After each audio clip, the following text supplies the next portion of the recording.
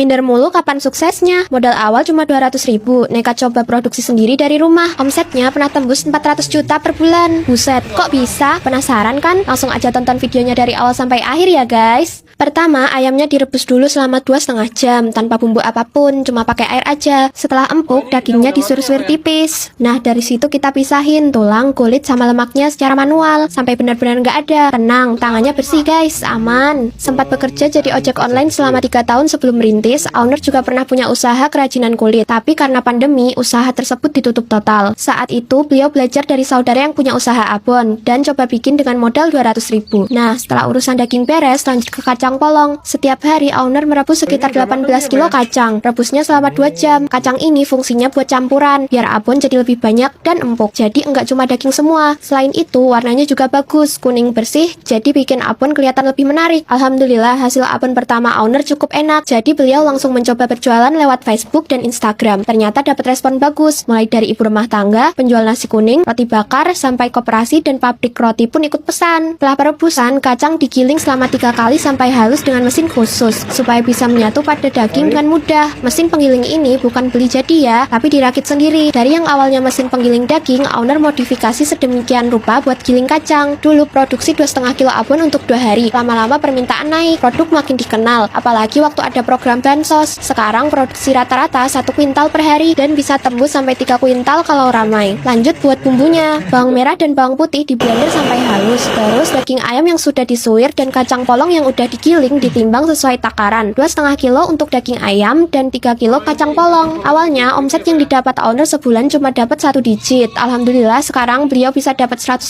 sampai 400 juta per bulan. Bisa beli 2 mobil, motor, punya rumah dan juga tanah sendiri. Semua berkat ketekunan doa dan terus belajar dari setiap proses. Wih, Masya Allah banget kan guys. Kalau semua udah ditimbang, tinggal campur deh. Takaran ini udah pas banget biar hasil abonnya lembut dan tetap padat. Tambahkan bumbu kering berisi rempah-rempah seperti ketumbar, jahe, laos, dan kayu manis. Setelah itu, tuang bumbu halus yang sudah dibuat. Lalu tambahkan 1 genggam garam dan gula ke setiap ember untuk menyeimbangkan rasa. Lanjut tahap penggorengan. Masukin ke wajan yang udah diberi mesin otomatis, biar nggak capek ngaduknya. Tunggu 1 jam sampai warna berubah menjadi merah kecoklatan. Dari penjualan lingkup kecil ke tetangga dan kerabat sampai dikirim ke Malaysia, Taiwan, bahkan Timor Leste, owner tidak pernah sombong. Bagi beliau, kesuksesan adalah amanah yang harus dijaga dengan rendah hati. Kalau udah matang, masukkan ke mesin spinner. Mesin ini beli custom guys, bisa muat sampai 7 kg. Fungsinya biar abon gak terlalu berminyak. Nih, ntar minyaknya diwadahin ke ember.